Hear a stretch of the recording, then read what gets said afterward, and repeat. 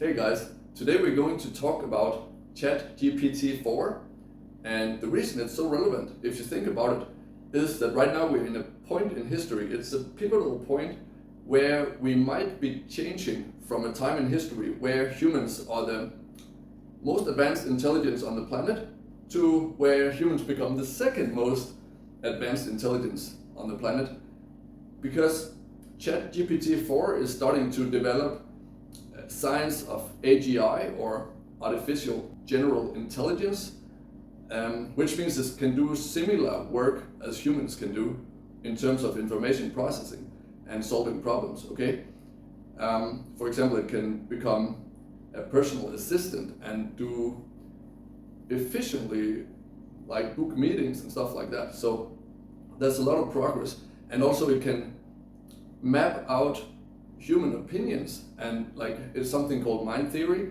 where the AI can now distinguish between reality, so it can observe reality, and then it can create a separate map of what a given human thinks about reality. So it's like two different maps it can create. So it can map out, okay, what is the reality, like based on everything that's going on, and then it can create several maps of what humans believe is going on. And we'll get into more detail later on why that is relevant.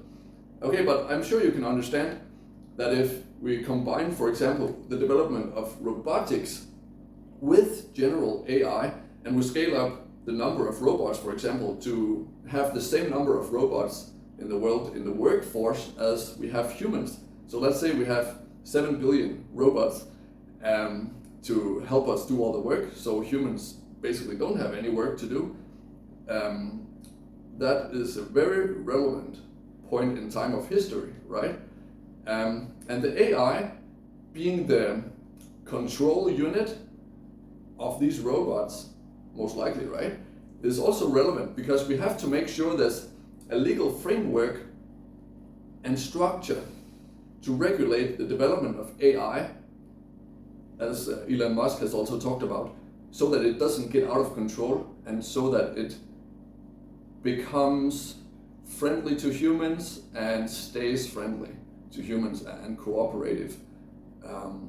It's extremely important this becomes regulated. And currently, there's no bigger, or there's no obvious debate going on about how to regulate it. Okay, there's no talk about, hey, we should maybe try to be careful with this in the mainstream media. It's not being taken care of properly, in my opinion. Okay, so now I'm going to go through a lot of different topics that's going to put a lot of perspective to this, and I'm going to ask you guys some questions that are really relevant, and you can answer in the comments what you think. Okay, cool. So number one, what legal framework do you think should be put in place to regulate AI? Do you think we should develop super AI that are way more intelligent than humans or not? You can answer in the comments. That's probably number one. Okay, so the legal framework to regulate it. Okay, and the next thing is, should it be possible for AI to manipulate human opinion? And this is way easier than you think, because as I said, it can map out human beliefs, and it can easily decide what to input of information to get a certain outcome. Okay, and this is something that has been going on for a long time, even without AI. For example, when you create online ads, which I have done a lot, then you can, if let's say you create 5 different online ads in Google AdWords, okay, you can easily measure the performance of each of these ads, and then you just select the ad that makes most people change their mind to buy a product, for example, and then you favor this ad because it has the best, we call it conversion rate. Basically what it is it makes people change their mind about a product, so they think, oh, this is great, let's do this. And this can be used in many different ways, okay? Especially if AI can process a lot of data, which it can. Okay? A fancy word for making people change their mind is nudge theory. And now a little question for you. Guess which organization, or guess who hired one of the leading experts in the world in nudge theory? to work for them, an organization. So when you ask the question, who hired this expert, you actually already gave the answer when you use the word who, because it's spelled the same way as the organization, that who word. Okay? Now for Chat GPT-4, you should also ask who is the owner that controls Chat GPT-4. Okay? And then if you look at that company and who is influential in that company, that is the same person that is the owner of the foundation, that is the number 2 contributor to the organization that hired the expert in nudge theory. So that's a little homework to be done there. So now let's talk about international law and corporate law. There's a dark side of international law. One of the reasons I bring in like laws and regulations to this is that there seems to be a tendency in international law to favor the corporations. Okay? And you could say there's a dark side to international law. And I have to go into that a little bit because I've worked in 4 different countries at a high level, and most people in the general public, like a normal citizen, doesn't pay much attention to legal structures of different countries, especially maybe not in corporate law. But I'll give you a few insights that become relevant to get a picture of how things work, okay? So for example, as you maybe know, big corporations only pay around 1% tax by being incorporated in, for example, Delaware, Singapore, or Hong Kong, okay?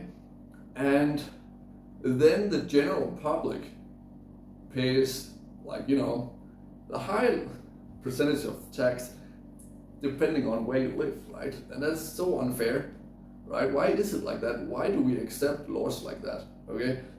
So there's another important thing to know about international law, and that is there are some countries that allow anonymous ownership, such as Sweden. I was very surprised when I incorporated a company in Sweden that they allowed no record of the ownership.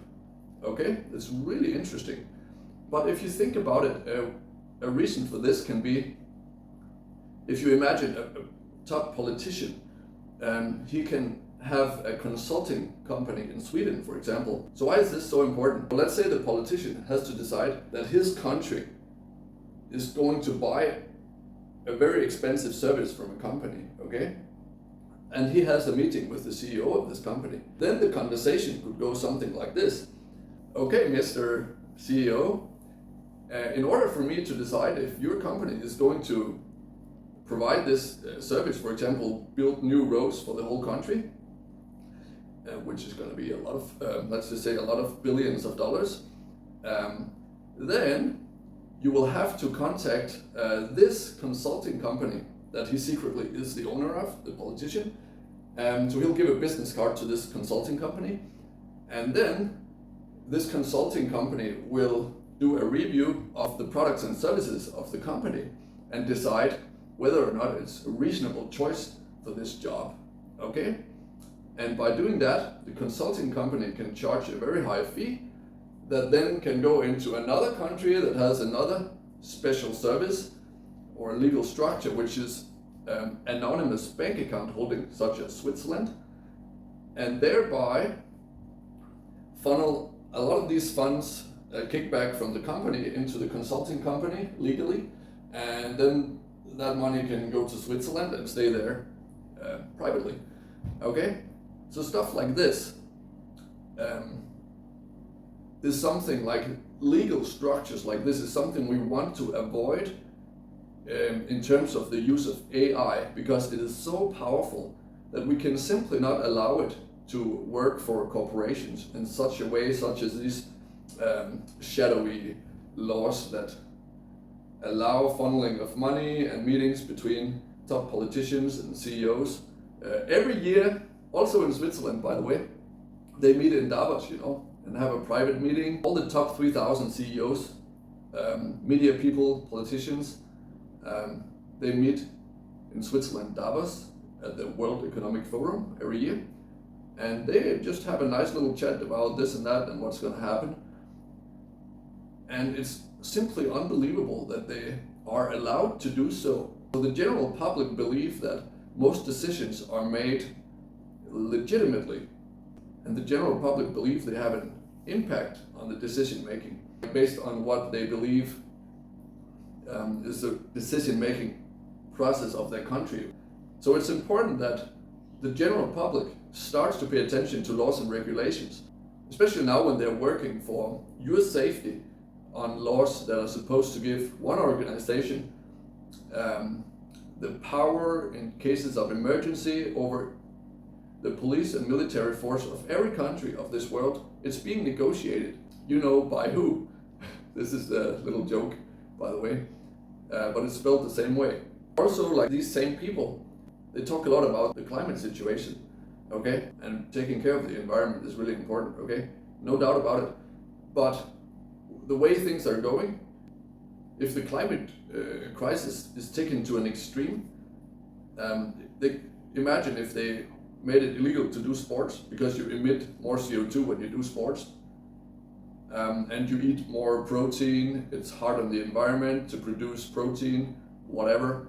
Like that I could easily imagine the way things have happened in the last 3 years since 2020, the way things have been blown out of proportions. I could easily imagine these same people wanting to also restrict sports because it's unnecessary release of CO2.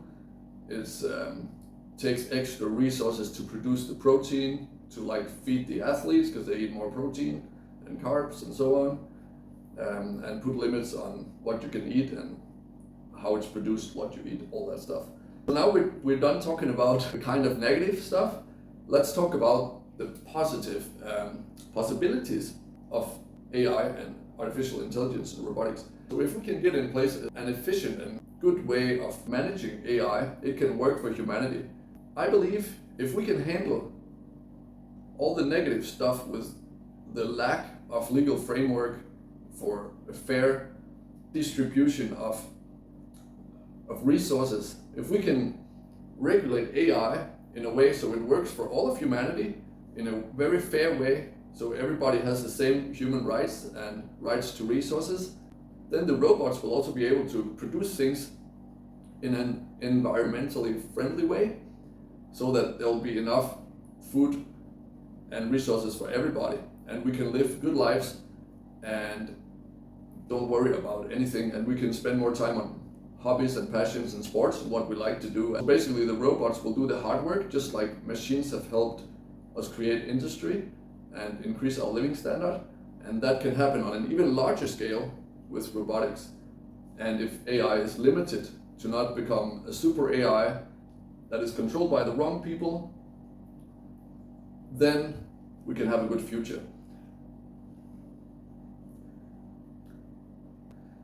Okay, so to round things off, I believe there's definitely a potential for a great future. We just have to be quick to put in the right framework. And actually there's some really good news. I think one of the best solutions available at the moment for creating the correct framework for a bright future is a newly formed conference that is scheduled for this year, 2023, in November, if I remember correctly. And it's organized by Jordan Peterson. And it's basically supposed to offer an alternative view and alternative solutions to the future, to what the WEF is proposing and their interpretation of the future. It's going to work like a counterweight to that vision of the future. So the WEF, as you maybe have heard about, talks a lot about the Great Reset. The founder of the WEF has written a book about it. Also, he has also written a book that's called The Great Narrative. And these books is very similar to what could be categorized as conspiracy theories. But let's not get into that. It's just important to know that luckily there's a lot of people in the world that are working on solutions for a bright vision of the future instead of the doom and gloom that you see from the WEF, okay? So with that out of the way, thank you so much for watching. Let me know in the comments what you think and what solutions you think are relevant. In any case, thank you so much for watching and see you on the next one.